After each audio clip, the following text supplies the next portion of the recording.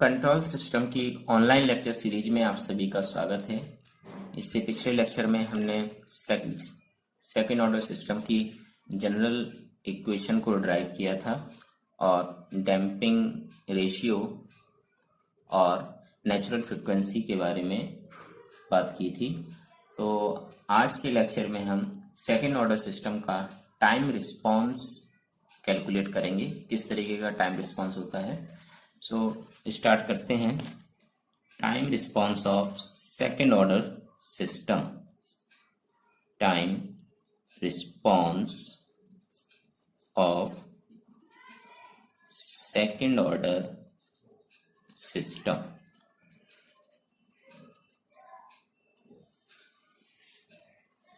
तो यहां मान के चलते हैं कि माना इनपुट जो है हमारा, इनपुट एक यूनिट स्टेप फंक्शन है, यूनिट स्टेप फंक्शन है। यूनिट स्टेप फंक्शन को हम जानते हैं कि इसकी वैल्यू 1 होती है। Are T equals to U T, unit step function, ये हमारा इनपुट है आर टी। ओके, जब इसका लाप्लास ट्रांसफॉर्म लेंगे तो हमारा एस डोमेन में इनपुट आ जाएगा आर एस इक्वल्स टू, और यू टी का लाप्लास ट्रांसफॉर्म होता है 1/s। ओके, सो पिछले लेक्चर में हमने एक चीज कैलकुलेट की थी कि ट्रांसफर फंक्शन जो सेकंड ऑर्डर का है वो हमारा कैलकुलेट होकर आया था omega N square whole upon S square plus twice zeta omega N S N plus omega N square. ठीक है, सो इस फॉर्मूले से हम सी एस की वैल्यू निकाल लेते हैं, क्योंकि सी एस ही हमारा रिस्पॉन्स होता है। अल्टीमेटली जब इसको टाइम डोमेन में निकालेंगे तो वही हमारा टाइम रिस्पॉन्स होगा। तो सी एस इक्वल्स टू हो जाएगा R S into T S, R S into T S. ठीक है, सी एस हमारा आ जाएगा आर एस की जगह 1/s, और टी एस की वैल्यू ये हमारे पास है S square plus twice zeta omega N S plus omega N square. Okay, so इसको फर्दर कैलकुलेट करते हैं। तो ये जो इक्वेशन है इसको क्या हम इस तरीके से लिख सकते हैं? देखिए, S square plus twice zeta omega N S plus omega N square को हम रिप्लेस कर रहे हैं S plus zeta omega N का whole square plus omega N square 1 - zeta square. इसको हम इस तरीके से लिख सकते हैं, आप कैलकुलेट करके देख लीजिएगा। ये a प्लस बी का होल स्क्वायर ओपन करेंगे और इसको इसके अंदर मल्टीपल करेंगे, तो आप जब सॉल्व करेंगे तो यही एक्सप्रेशन आ जाता है। ठीक है, सो हमारी सी एस की वैल्यू क्या हो गई? देखिए, सी एस इक्वल्स टू हो गया 1/s, तो ये था ही हमारा ओमेगा एन स्क्वायर, ये ऊपर था ही। नीचे हम अब क्या लिखेंगे? इस एक्सप्रेशन की जगह हम ये लिखेंगे S plus zeta omega N square plus omega N square 1 - zeta square. Okay, so यहां पर हमें एक इंपॉर्टेंट वैल्यू प्राप्त होती है, वो होती है डैम्पिंग फ्रीक्वेंसी। ये देखिए, ओमेगा एन स्क्वायर ये चल रहा है, यहां पर आपका S plus zeta omega N square plus ये जो वैल्यू होती है this is equals to omega D square. Actually यहां पर ओमेगा डी जो है वो होता है आपका ओमेगा एन √1 - जीटा स्क्वायर। इसको हम बोलते हैं डैम्पिंग फ्रीक्वेंसी, डैम्पिंग फ्रीक्वेंसी। पिछले लेक्चर में हमने नेचुरल फ्रीक्वेंसी पढ़ी थी, omega N equals to natural frequency, और ओमेगा डी को बोलते हैं हम डैम्पिंग फ्रीक्वेंसी। अब ये जो ओवरऑल एक्सप्रेशन है CS का, इसको सॉल्व कर लेते हैं, क्योंकि हमें रिस्पांस कैलकुलेट करना है तो हमें इसकी वैल्यू टाइम डोमेन में कैलकुलेट करनी पड़ेगी। और टाइम डोमेन में कैलकुलेट करने के लिए क्या करना होता है, इनवर्स लाप्लास ट्रांसफॉर्म निकालना होता है। सो CS इक्वल्स टू हमें दिया हुआ है, क्या दिया हुआ है, omega N square whole upon S bracket में S plus zeta omega N square plus omega D. Okay, so इसको हम सबसे पहले पार्शियल फ्रैक्शन कर लेते हैं। ठीक है, पार्शियल फ्रैक्शन करेंगे तो A अपॉन S आ जाएगा plus B upon S plus zeta omega N square plus omega D. Okay, इसको फर्दर सॉल्व कर लेते हैं।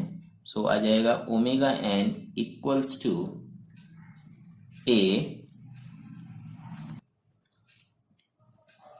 ब्रैकेट में S plus zeta omega N square plus omega D plus S into B. ठीक है, सो इसको फर्दर सॉल्व करते हैं जैसे पार्शियल फ्रैक्शन में सॉल्व करते हैं, और हम A और B की वैल्यू कैलकुलेट कर लेते हैं। सो आइए कैलकुलेट कर लेते हैं। तो जब S इक्वल्स टू 0, यदि S इक्वल्स टू 0 है तब हमारी वैल्यू क्या होगी, ये देख लेते हैं। So omega N square equals to A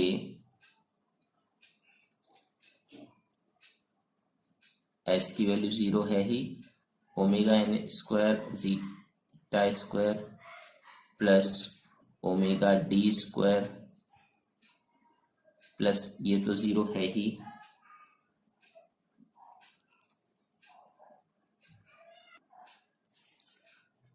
omega N square equals to A into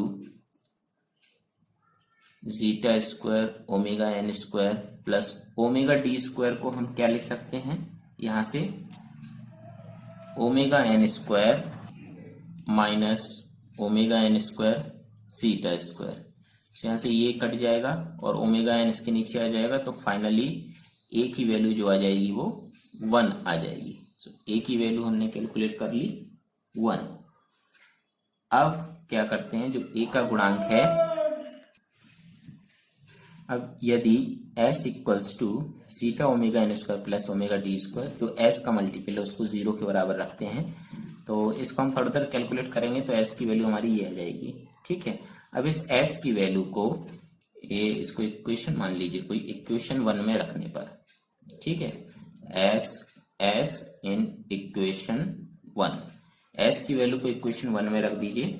सो देखिए क्या कैलकुलेट होकर आता है, ओमेगा एन स्क्वायर, ये तो 0 हो ही जाएगा, ये तो 0 है ही, प्लस एस बी, और b इक्वल्स टू आ गया हमारा omega N square whole upon s।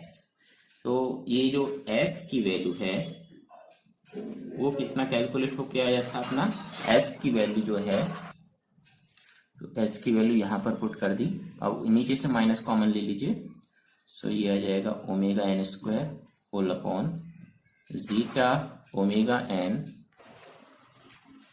Minus J omega D. इसमें ऊपर नीचे हम zeta omega N plus J omega D से मल्टीप्लाई और डिवाइड दोनों ही कर देते हैं।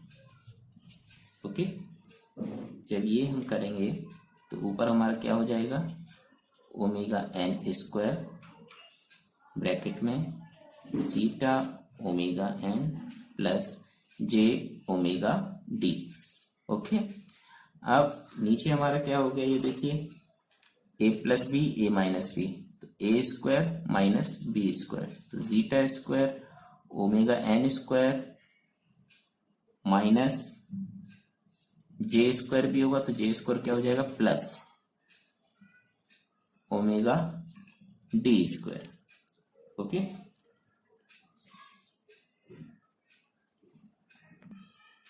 अब ये जो वैल्यू है, क्योंकि इसको हम क्या ओमेगा एन स्क्वायर से रिप्लेस कर सकते हैं। कैसे कर सकते हैं ये देखिए, हमको पता है इस फॉर्मूले से। देखिए इस फॉर्मूले से हम बात करें तो omega D square equals to होता है omega N square 1 minus theta square. Okay, तो ओमेगा एन का अंदर मल्टीप्लाई कर दीजिए, omega N square minus omega N square zeta square. तो यहां से ओमेगा एन स्क्वायर आ गया आपका omega D square plus omega N square zeta square. ये कैलकुलेट होकर आ गया। यही ये देखिए लिखा हुआ है omega N square zeta square plus omega D square equals to omega N square. तो इसको जब ओमेगा एन से करेंगे तो ये देखिए कुछ इस तरीके का एक्सप्रेशन हो जाएगा, minus omega N zeta omega N plus J omega D whole upon omega N का स्क्वायर। ये कैंसिल आउट हो जाएगा। तो हमारी बीटा की वैल्यू जो बी की वैल्यू है वो आ जाएगी like zeta omega N plus J omega D. ठीक है, जे ओमेगा डी ये आ गया। अब हमने यहाँ पर एक एक्सप्रेशन निकाला था। क्या एक्सप्रेशन था हमारा? ये एस की वैल्यू हमारी ये आई थी जब अभी हम कैलकुलेट कर रहे थे। तो यहां से हम जे ओमेगा डी को रिप्लेस कर दें तो जे ओमेगा डी की अगर हम वैल्यू निकालना चाहें तो क्या आ जाएगी? जे ओमेगा डी आ जाएगी minus S minus zeta omega N. तो जे ओमेगा डी की वैल्यू को यहां पर रिप्लेस कर दीजिए।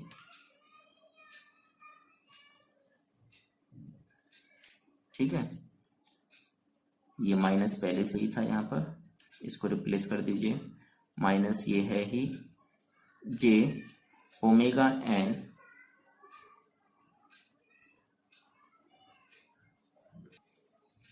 ये वैल्यू पुट कर दीजिए जे ओमेगा डी की।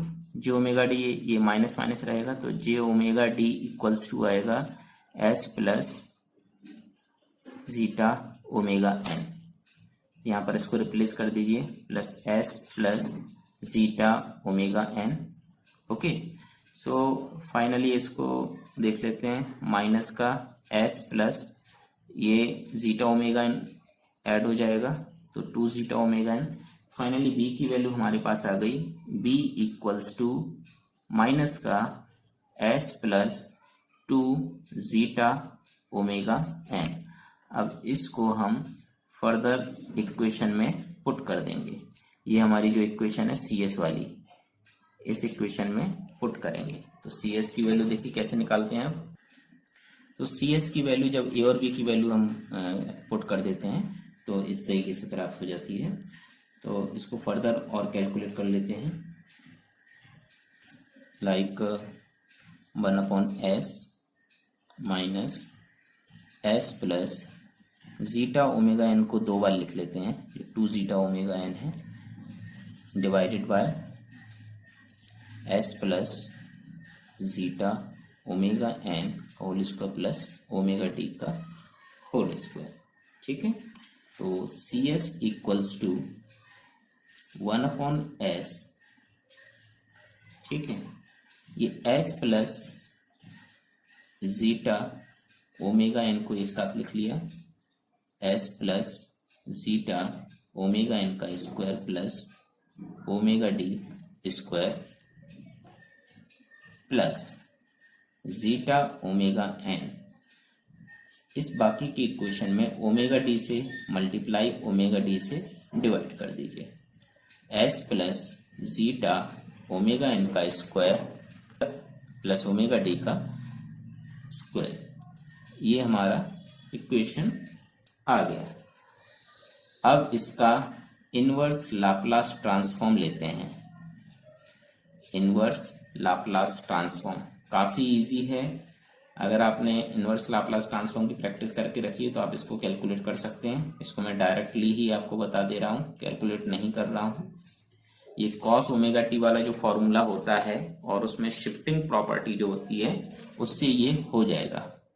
ठीक है, तो जब आप इसको लिखेंगे इनवर्स लाप्लास ट्रांसफॉर्म लेके तो सी टी इक्वल्स टू आता है आपका, C T equals to inverse Laplace transform लेने पर सी टी की जो वैल्यू हो जाती है वो आती है 1 minus E to the power zeta omega N T plus cos omega T T plus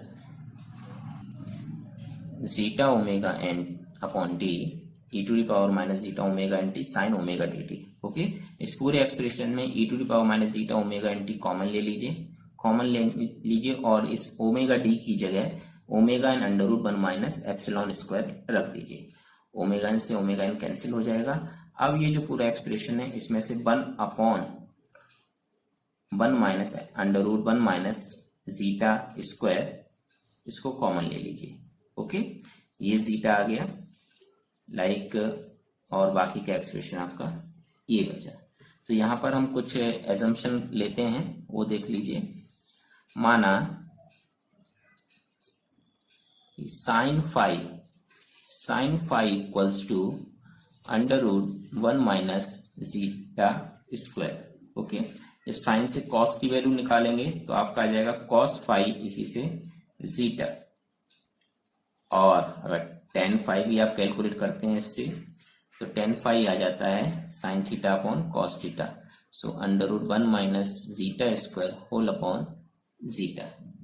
okay, so इन वैल्यू को आप यहाँ पर पुट कर दीजिए तो सी टी की वैल्यू क्या हो जाएगी, देखिए C T equals to 1 minus E to the power minus zeta omega N T whole upon under root 1 minus zeta square, under root 1 minus zeta square ये क्या है साइन फाई, ये हो जाएगा sine phi cos omega D T plus zeta क्या है cos phi sine omega D T. Okay, तो ये sine A cos B plus cos A sine B, sign A plus B का फॉर्मूला क्रिएट हो गया ये। तो सी टी इक्वल्स टू हमारा आ गया 1 minus E to the power minus zeta omega N T whole upon under root 1 minus zeta square, और ये हमारा हो गया sine omega T T plus five. Okay, इस एक्सप्रेशन को हम कुछ इस तरह भी लिख सकते हैं अगर आगे बढ़ाना चाहें तो 1 minus E to the power minus zeta omega N T whole upon under root 1 minus zeta square और साइन ओमेगा डी को हम लिख सकते हैं अंडर रूट ओमेगा एन बाहर 1 minus zeta square, so omega D T. Okay, plus five को हम चाहें तो लिख सकते हैं फाइव, 10 को उस तरफ ले जाइए तो ये क्या हो जाएगा tan inverse under root 1 minus zeta whole upon zeta. अगर 10 के फॉर्म में हमें एक्सप्रेशन चाहिए तो हम ये लिख सकते हैं 5 की जगह under root 1 minus zeta square whole upon zeta. So ये जो ओवरऑल एक्सप्रेशन है सेकेंड ऑर्डर सिस्टम का टाइम रिस्पॉन्स का एक्सप्रेशन है। ओके, ये थोड़ा लेंदी है लेकिन इजी है, आप स्टेप बाय स्टेप करते जाएंगे। थोड़ा सा दिक्कत आपको यहाँ जरूर आएगा लाप्लास इनवर्स ट्रांसफॉर्म लेने में, लेकिन अगर आपने प्रैक्टिस अच्छे से की हुई है लाप्लास ट्रांसफॉर्म की तो ये भी कोई बड़ी बात नहीं, काफी इजी है ये। ओके स्टूडेंट, इस सिस्टम के लिए अगर हम एरर कैलकुलेट करना चाहें तो एरर हम जानते हैं error e t equals to input r t minus response c t. ठीक है, सो आर टी की वैल्यू हमारे लिए क्या है, आर टी हमारा था यूनिट स्टेप फंक्शन, उसकी वैल्यू 1 होती है, माइनस सी टी की वैल्यू हमने अभी अभी ड्राइव की है सी टी की वैल्यू, तो सी टी की वैल्यू क्या हो जाएगी, सी टी की वैल्यू है 1 माइनस लेकिन बाहर माइनस तो प्लस हो जाएगा, e to the power minus zeta omega N t divided by under root 1 minus zeta square sine bracket में देखिए omega N under root 1 minus zeta square t plus tan inverse under root 1 minus zeta square whole upon zeta.